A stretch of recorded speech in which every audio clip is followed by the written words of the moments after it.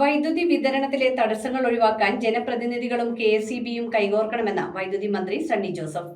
ഇടുക്കി, എറണാകുളം ജില്ലകളിലെ MP, MLA Mar അടക്കമുള്ള ജനപ്രതിനിധികളുടെയും മുതിർന്ന കെഎസ്ഇബി ഉദ്യോഗസ്ഥരുടെയും പങ്കാളിത്തത്തോടെ വൈദ്യുതി മേഖലയുമായി ബന്ധപ്പെട്ട വിഷയങ്ങൾ ചർച്ച ചെയ്യുന്നതിനായി ചേർന്ന അവലോകന യോഗത്തിൽ സംസാരിക്കുകയായിരുന്നു അദ്ദേഹം.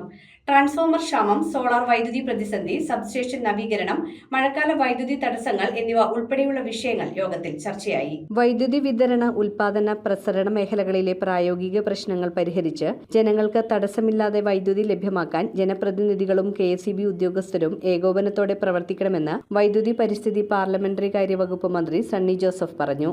എറണാകുളം, ഇടുക്കി ജില്ലകളിലെ ജനപ്രതിനിധികളുടെയും കെഎസ്ഇബിയിലെ മുതിർന്ന ഉദ്യോഗസ്ഥരുടെയും പങ്കാളിത്തത്തോടെ കൊച്ചിയിൽ നടന്ന വൈദ്യുതി മേഖലയുമായി ബന്ധപ്പെട്ട അവലോകന യോഗത്തിൽ സംസാരിക്കുകയായിരുന്നു മന്ത്രി. വെള്ളവും വായുവും പോലെ തന്നെ മനുഷ്യജീവിതത്തിന് അനിവാര്യമാണ് വൈദ്യുതി എന്നും കേരളത്തിന്റെ പവർ ഹൌസായ ഇടുക്കിയുടെയും എറണാകുളത്തിന്റെയും വൈദ്യുതി വിതരണ, ഉൽപാദന, പ്രസരണ മേഖലകളിലെ വെല്ലുവിളികൾ ജനങ്ങളുടെ സഹകരണത്തോടെയും ജനപ്രതിനിധികളുടെ പങ്കാളിത്തത്തോടെയും പരിഹരിക്കുമെന്നും അദ്ദേഹം പറഞ്ഞു. വൈദ്യുതിയുടെ ദുരുപയോഗം തടയേണ്ടത് അത്യാവശ്യമാണെന്ന് ചൂണ്ടിക്കാട്ടിയ മന്ത്രി, പകൽ സമയത്തും സ്ട്രീറ്റ് ലൈറ്റുകൾ കത്തുന്നതായി പരാതികൾ ഉയരുന്ന സാഹചര്യത്തിൽ ബന്ധപ്പെട്ടവർക്കെതിരെ കാരണം കാണിക്കൽ നോട്ടീസ് നൽകാൻ നിർദ്ദേശം നൽകി.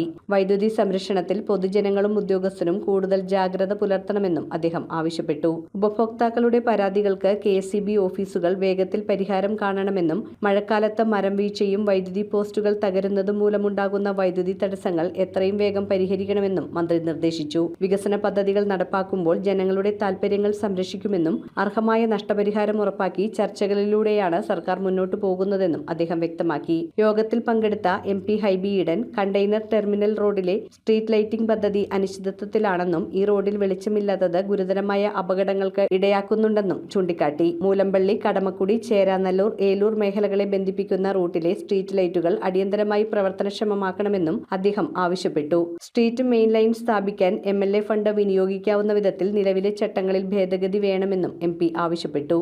Kochi mayor VK Minimol, KSEB പോസ്റ്റുകളിലും റോഡുകളിലും നിയന്ത്രണമില്ലാതെ കേബിളുകൾ വലിച്ചിടുന്നത് സുരക്ഷാ ഭീഷണിയാണെന്നും തദ്ദേശ സ്ഥാപനങ്ങൾക്ക് ഇതിൽ ഫലപ്രദമായ നിയന്ത്രണമില്ലെന്നും അഭിപ്രായപ്പെട്ടു. ട്രാൻസ്ഫോമറുകളുടെ അപര്യാപ്തത, സോളാർ വൈദ്യുതി ഉൽപാദനവുമായി ബന്ധപ്പെട്ട പ്രതിസന്ധി, സബ്സ്റ്റേഷനുകളുടെ നവീകരണം, പുതിയ ട്രാൻസ്ഫോമറുകൾ സ്ഥാപിക്കൽ, കുട്ടമ്പുഴയിൽ പുതിയ സെക്ഷൻ ഓഫീസ് ആരംഭിക്കൽ, കെഎസ്ഇബിയിലെ സ്റ്റാഫ് ക്ഷാമം പരിഹരിക്കൽ, ഭൂതത്താൻകെട്ട് ജലവൈദ്യുത പദ്ധതി ഉൾപ്പെടെയുള്ള വിഷയങ്ങളും യോഗത്തിൽ വിശദമായി ചർച്ച ചെയ്തു.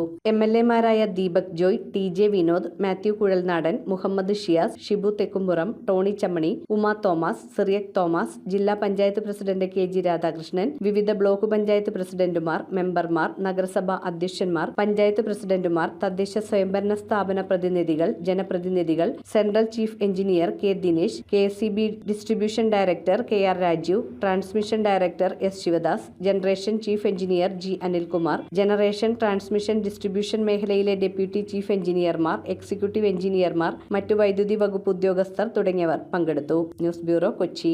റോയൽ കൊച്ചി 15 വർഷമായി പള്ളുരുത്തിയിൽ പ്രവർത്തനം ആരംഭിച്ചിട്ട് എല്ലാ സർവീസുകൾക്കും 30 ഡേയ്സ് സർവീസ് വാറന്റി. സർവീസ് അടുത്തിരുന്ന് കാണാം. പഴയ ഫോൺ എക്സ്ചേഞ്ച് ചെയ്ത് തവണ വ്യവസ്ഥയിൽ പുതിയ മൊബൈൽ ഫോൺ സ്വന്തമാക്കാം. ഡോർ ഡെലിവറി സംവിധാനമുണ്ട്. റോയൽ കൊച്ചി.